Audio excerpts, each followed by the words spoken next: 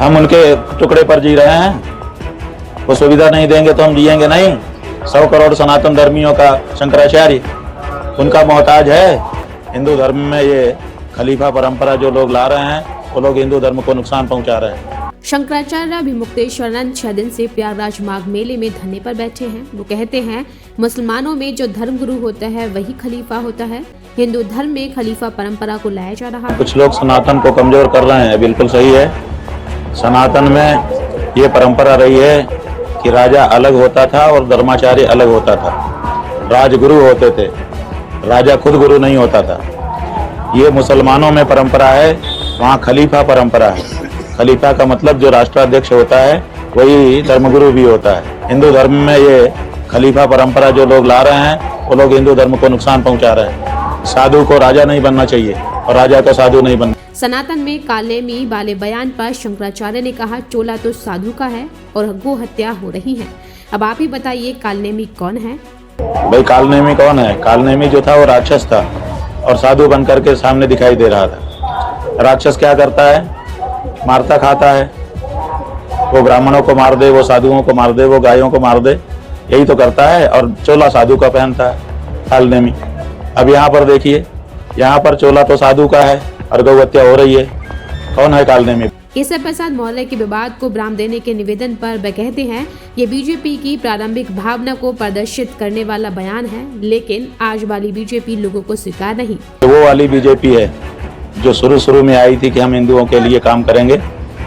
केशव प्रसाद मौर्य ने उसी बीजेपी की प्रारंभिक स्पिरिट का प्रदर्शन किया है अपने वक्तव्य से, जो स्वागत योग्य है। इसी बीजेपी को लोगों ने अपनाया था। ये वाली जो बीजेपी अब आ गई है कि हम जो चाहेंगे करेंगे, कोई कुछ बोले हम सुनेंगे ही नहीं, ये वाली बीजेपी लोगों को अस्वीकार्य है। बात यह है कि विराम तो प्रशासन को देना है, हमें नहीं देना है। शुरू उन्होंने किया है, जो शुरू करता है वही अंत करता है। गंगा स्नान पर वे कहते हैं, आदर से स्नान की परंपरा है, निरादर से स्नान की परंपरा नहीं है। गंगा स्नान करने जाने देने में बाधा डाली गई और अभद्रताएं की गई और अपराध किए गए। जब तक उनका संशोधन नहीं होता है, जब तक उस बारे में क्षमा याचना का स्पष्ट शब्द नहीं आता है, और जब तक भविष्य में इस तरह की घटना नहीं होगी, उस बारे में उद्घोषणा नहीं होती है, तब तक स्नान करने का क्या मतलब? रामभद्राचार्य ने कहा, एडमिनिस्ट्रेशन ने नोटिस देकर सही किया। इस पर शंकराचार्य ने कहा, उनकी बात मत करिए, वो दोस्ती निभा रहे हैं। साधु महात्मा में शैली नहीं है कि किसके पास कितने साधु हैं। ये देखा जाता है राजनीति में कि किसके पास कितने वोट हैं। हमारे यहाँ तो ये देखा जाता है कि कौन शास्त्र सम्मत बोल रहा है।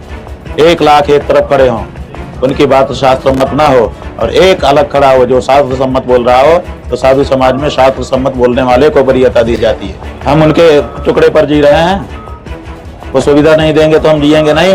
100 करोड़ सनातन धर्मियों का शंकराचार्य उनका मोहताज है कि हमको प्रशासन कुछ दे तो हम आगे काम चलाएं। वो हमारे कुल का है ही। गाल पे थप्पड़ जो है जनता ने मार दिया है। जनता ने फोटो दिखा दिया है, वीडियो दिखा दिया है, इंटरनेट पे तैर रहा है इस समय कि वो गंगा के ठीक किनारे तक ऑडी कार ले जाके खड़े किए हैं और वहीं डुबकी लगा रहे हैं। शंकराचार्य पदवी को लेकर तो कोई भी विवाद नहीं है।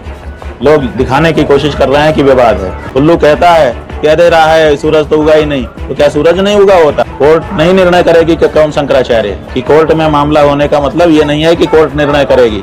कोर्ट ये देखेगी, 2 पक्ष हैं, एक कह रहा है मैं शंकराचार्य हूँ, एक कह रहा है मैं शंकराचार्य हूँ। कोर्ट देखेगी कि प्रोसीजर किसका सही है। जिसका सही होगा उसको हाँ कह देगी, जिसका नहीं होगा उसको ना कह देगी। हमारे साथ पूरा प्रोसीजर सही है, इसलिए उसको हम ही को हाँ कहना पड़ेगा, ना कहने का सवाल ही नहीं। ऐसे ही और वीडियोस देखने के लिए जुड़े रहिए हमारे साथ NWST पर। अब दीजिए इजाजत, कल फिर होगी मुलाकात किसी नई वीडियो के साथ। तब तक के लिए नमस्कार। प्लीज अपना बहुत ख्याल रखिएगा।